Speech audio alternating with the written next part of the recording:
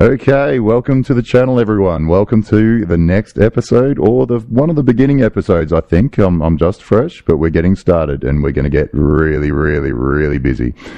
The channel is Feminilism Suffragents, and thank you for listening in. I've got a very, very special guest here that I'm going to have a really, really awesome time with, to have a chat about men's rights and the direction of men's rights. And this is a fellow, his nickname is Blue, and he's a really cool dude. He's a literal piranha when he's searching about men's issues. He's international. He considers men's issues internationally. He's had some incredible interviews with people from all other countries about the similarities and differences in culture and men's issues within those. And I've been following him for a very, very long time, and it's a real honour to have him on here. And thanks, mate. His channel is BlueOrange 22, and represent. I'll have his channel up there on the screen, and any links that he needs to follow him. You really should get on board. He's incredible and great content and regular content.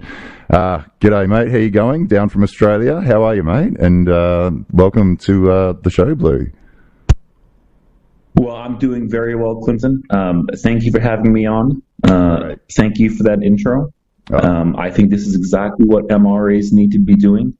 We need to be connecting, and we need to be speaking out. And I think that slowly but surely we're winning, and I think we're going to keep growing. And this is great. So thanks for having me on. Absolute pleasure, an absolute pleasure. And look, to be honest, this is totally unscripted. And I think, this is what I kind of love. When I meet other men that are really inspirational, I don't like to keep it to a script. I'm happy to just let the conversation flow, because I think often when we try and keep everything to a script, it has to keep there, and then we have to go this direction, we have to consider that and this.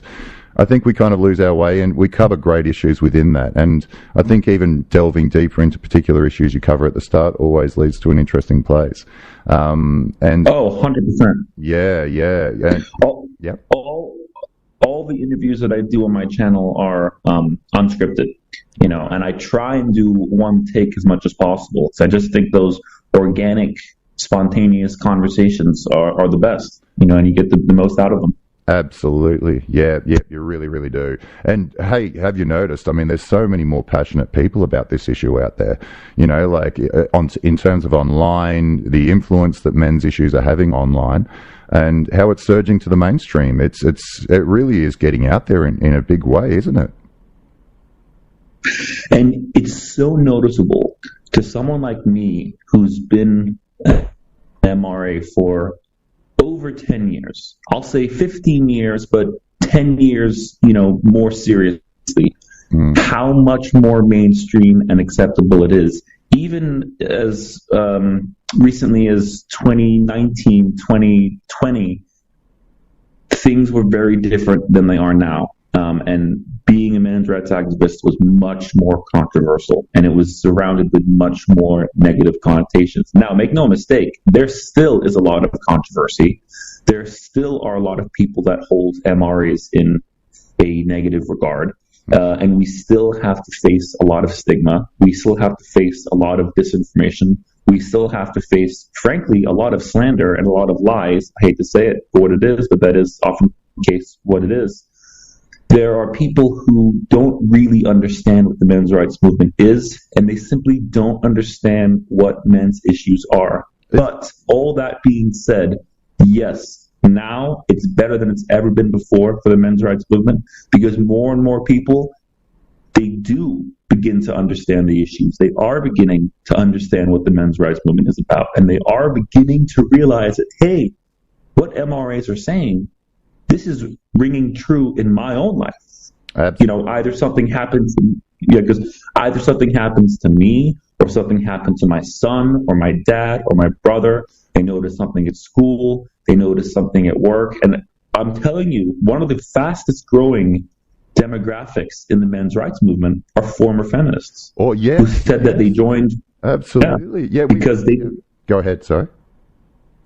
Yeah, just that they joined feminism, or they joined a feminist organization at their uni, at their college, wherever it was, and they were shocked by what they heard. And there's a wonderful men's rights advocate here, and she went to a lot of the international conference for men's issues. Her name is Bettina Arndt. Are you aware of her? Yes, I am. Oh, she's incredible, and she's an absolute pariah. And she's been Oh, she working. is. Yeah, she's initiated a kind of a group and working within a group called Mothers of Sons. These are mothers that have been affected, like their sons have been affected by how the feminist laws are really demonising young men. You know, whether it's a false accusation in court or whether it's, you know, being falsely accused of domestic violence, and they're fighting back. You know, and I think that shift, maybe it might be a generational thing too. I think it's multifaceted. What do you think? Like, it could be generational, where mothers have sons and they're worried about their future. It could also be the fact that, you know, we do talk about equality a lot more and how we should be treating each other equally, and there's a massive blind spot for men. And that's really pertinent in front of everyone's faces. It's like we can't hide our lying eyes anymore. And thirdly, you know, like even cross-cultural, we're seeing what's happening in other countries and seeing, like you and I with this conversation internationally, that, you know, the issue is international. It starts with places like the UN, where, you know, they've made, you know, like, what is it? I think I read that there were 40-something days, international days for women, and there's one for men, well, other than Nelson Mandela, I think it is, but the other one was International Men's Day, and they changed it to International Toilet Day. International Toilet Day. I remember that. Yeah. Oh my And God. this past international. First of all, Yeah. Go ahead. first of all, to answer your question, what do I think it is? I think all three things that you said are true, and I think all three of those things are at play. I do think it's generational. I do think people are talking about it more, and I do think it's just becoming more obvious the more we look and see what MRAs in other countries are saying. A lot of Americans, well, actually, no, I mean, American MRAs would know this, but a lot of people don't realize. I have to say Australia is probably one of the worst countries for misandry in the world. I mean, you guys have it really bad down there. We are, I really consider, and when you speak to Feminism Debunked, he is incredible, mate. He is, in terms of the political spectrum here, he is an absolute piranha, and you're absolutely correct. And we often get overlooked in terms of the men's rights. Like, we hear a lot of men's rights people sometimes saying, you know, well, you know, it's really bad in UK, America, Canada, you know, but Australia, like, we're kind of like, one of our politicians in the past said it, interestingly, he said, we're at the arsehole of the world. And he was a very good politician, I must admit, but, you know, he was being just very straight up. Everyone tends in the world spectrum to kind of forget about Australia, but it is, and I think that's part of the reason why we are so heavily developed in feminist law and feminist indoctrination, that it is really, really, really bad out here. Like, for example, my town of Melbourne, our city of Melbourne, which just on the side was the longest lockdown city in the West, out of all of the Western cities in America internationally, right? It was 260 days locked in a brick building. It was insane. But they just abolished 50-50 assumed parenting. They got rid of it. So they're on the downward spiral, you know, like, it's just, and there's so much more that they're doing that is absolutely insane. And Feminism Debunked is actually, yeah, sorry, go ahead, yeah. I was saying, one of the first major stories I remember coming out from Australia that kind of put Australia on my radar. Do you remember the Jari Wise case? Oh, yeah. Yep, absolutely. Yeah, go ahead. He was killed by his ex. She struck him in a car, and she claims it was an accident. It was very, very dodgy. It was almost certain that she was at very least speeding very, very quickly when she hit him and killed him. And if I recall, I don't think she got a single day of prison time. Oh, mate, the sentencing disparities here are just as bad as they are in America, but probably worse. But the problem is a lot of information is kept hidden, and it's very hard to trace. And that's why my friend, also Feminism Debunked, he does a great job of really researching into the politics. Mate, we actually have, this is how bad it is. I'll give it to you straight. We had a recent story. It's like the modern day version of what was that called? Salem Witch Trials. Have you ever read that story, read about the Salem Witch Trials, or the Crucible, I think was the movie? Right, yeah. Yep. Like, it is literally like that in our parliament right now. We're having our own Me Too movement, which has completely unearthed both of the major political parties, where everyone in society is absolutely fed up with the feminism, right? So everyone hates what's going on. This woman made an accusation which is still not proven in court. They threw the case out. She got paid $3 million in a settlement by the government based on a workplace harassment claim by the taxpayers' dollars. And then all of a sudden, all of these ministers were implied because they made it political because it was during a time of an election. She released that she was supposedly sexually assaulted in the parliament houses. And like it turns out, and now all of a sudden, all these other ministers are coming out and going, "Oh, I was sexually assaulted." And every single room they're talking about where they were sexually assaulted, there were no cameras. No cameras. Of course. And, it's like the man, every single time, the man is just like, well, one of them, he had to leave the party. But no proof, just an accusation. It was just like, oh, I saw him talking with the devil. Oh, I saw that guy talk. It was exactly that. Oh, man, you should have seen the speech. Like, it was that man. And she's pointing at the man. And he's just like, all his response was, these are complete lies. What should I do? And the party just said, get out of the rafters. You can't speak anymore. But at least you said, it's interesting. You're saying that, so the public opinion is starting to turn against feminism, and people are starting to get sick of this. Oh, yeah. We call it the silent majority. Like, everyone is really sick of it. Like, when you look at comments on videos of mainstream news when they allow it, if you look at the Australian media, they never allow comments on their media. Never ever. Like, especially if it's on social media channels. And when they do have them open, you just have a look. Like, everybody is, like, if it's something like that story, everyone's like, she's lying about this. It's not proven. Like, and where is the speak? Like, people are defending the guy because he came out, by the way. It's very convoluted, and this is why it's like the Salem witch trials. And it's the most interesting story. And to be honest, me and Feminism Debunked, we really want this story made international, because it's just as bad as like not the Harvey Weinstein, but the Judge Kavanaugh, or all of those instances that happened in America to blow this thing up. I think if this got national awareness, it would be absolutely just a real thorn in the side of feminism to say, look at it, it's turned into the woman who cried grape, like the boy who cried wolf. It's literally like that here. Nobody believes it anymore. But the politicians, they still somehow are so heavily strung to this ideology. They will not let go. I always say that feminism is like a glass castle, and they've painted it to look like solid stone, but it's not. And the cracks are growing bigger and bigger and bigger. And the more radical and the more they push, the more people are beginning to get turned off by it.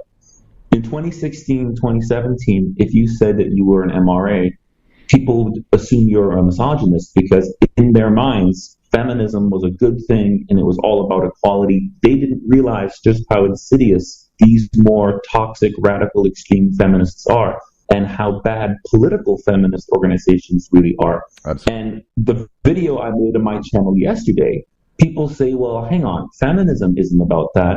I'm a feminist, and I don't believe that. I don't make false accusations. You need to look at what feminist organizations and feminist political groups do. And you need to look at the laws that they advocate for. Almost universally, if you take any political feminist organization or academic or mainstream figure, and you look at the laws that they support laws that either unfairly favor women and or unfairly discriminate against men and boys. And to the feminists who say, well, I don't support that, where are those feminists calling out the feminists who are saying sexist things? You never hear it. I saw that video, and that really did rile me up. And you know what? That is a great defense because I guess I hope you don't mind if I interrupt. Do you mind if I continue? Sorry. No, please. Please. Like, one of the things I do, I have this weekly spot. It's my happy hour spot, right? It makes me feel a bit like a king in a throne. It's this little spot that's opposite a place on the Yarra River in Melbourne. It's called the Convention Centre, and this little pub across the river is just so hidden for some reason. It's so quiet, and they have this beautiful. I do indulge in cigars, so I sit there. I have a cigar, and I have a happy hour beer. Beers are really expensive here, and sometimes people come and sit and they have a cigarette, and so I'm like, then I'll have a chat to them, and I'll start to ask, and I'll even say to them that, yeah, well, the reason I talk like this, I'm a bit of an activist, I'm a bit of an MRA, and and they go MRA, and I don't say men's rights activist, I say men's rights advocate, because activist always sounds a little bit too threatening or too, maybe, a little bit too harsh. So you want to lead them into the conversation. And I get two reactions, which is really interesting. But one of those reactions I never got before, like you're saying, 10 years ago, I would get just laughed at or told them, maybe not incel, but I can't get a root, or who hurt you was the popular one back then. Right. But now people are like, yeah, I do understand. And even women that call themselves feminists. So you're starting to find that you're able to introduce men's rights into feminists' language. You're starting to kind of go to them, well, if you are about equality, then what about this issue? What do you think about that? And you're starting to see that they're either forced or they're starting to kind of feel that they really should, or I don't know whether it's an obligation or whether they're feeling that, their heartstrings are being towed, or they've got children or whatever their situation is, but they're starting to go, yeah, we do understand the men's issues. But I think what we have to be concerned about is feminism kind of dictating what men's issues are. I think men need a safe space from feminism, like we did when we had the Scouts that weren't, didn't have to be diverse, where you had girls in there. Men need spaces. We have them down here called men's sheds, where men can go and just work with their hands. And, they just, sometimes they don't talk. But the way that men heal is very different psychologically than the way that women heal. So they had these places of healing where just men could go and tinker with tools and fix something and be creative. And it was so healing. The suicide rates and everything were being helped. It was incredible. And then some feminist comes along and says, oh, well, this is not diverse enough. This is sexist towards women. And they introduce women in there. And of course men are going to change the way they communicate when a woman enters the room. It's natural kind of biological, psychological behavior, because we think differently when a woman enters the room. Wouldn't you agree? I would 100% agree. I think that it's obvious when you look at how friendships form during primary school and secondary school during those years. And we will get, I do want to ask you about the education system in Australia and how feminism has got its tentacles into that, because I've read some horror stories. But yeah, I mean, when I was in school,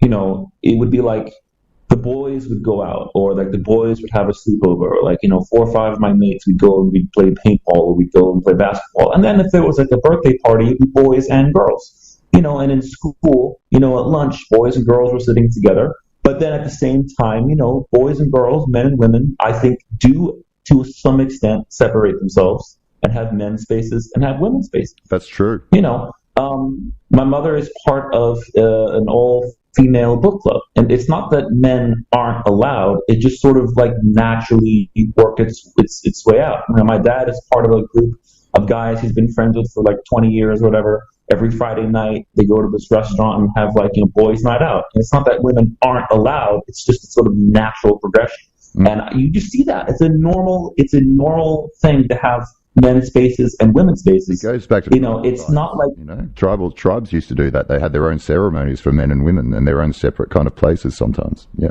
go ahead. Sorry. So and when you see feminists are suing these gentlemen's clubs, and I don't mean strip clubs, I mean like just clubs like country clubs, or a club like White's. If anyone knows what that is, or the Brook, for example, in New York. Right. They're suing these men's-only clubs. And it's like, do men feel any desire to go and sue and break up women's-only groups? No, because there's nothing wrong with it. Absolutely. It's not like, if it's like a social club, a woman says, listen. Do you think men don't do that because it gives them a break every now and then to go and hang out with their mates? I'm just saying, go spend time with the ladies, and then I can go and play golf with my friends. Exactly, and and when you look at most of human history, people have naturally enjoyed that and accepted that. And it just makes sense. And so just the narrative around it now is just very bizarre, and the feminists don't see how they're turning people off. Oh my God. That's what they're doing. And you see that also in relationship behavior, like you always hear about the henpecked man, like the partner, and I hate to see it, and I actually stick up for these guys. Like, I'm one of those very vocal people. I'll always call out misandry when I see it, but I'll say it in a very sensitive way. Like, how would you feel if this happened to you? I found empathy and sympathy is always the best way into people's, heart. But when I see a henpecked man, and it's just like a lot of people just go, well, he should stand up for himself. And it's like, well, but what if he was doing that to her? That would be attacking him, so in the henpecked situation, when a wife is dominating over a man and not allowing him to see his friends.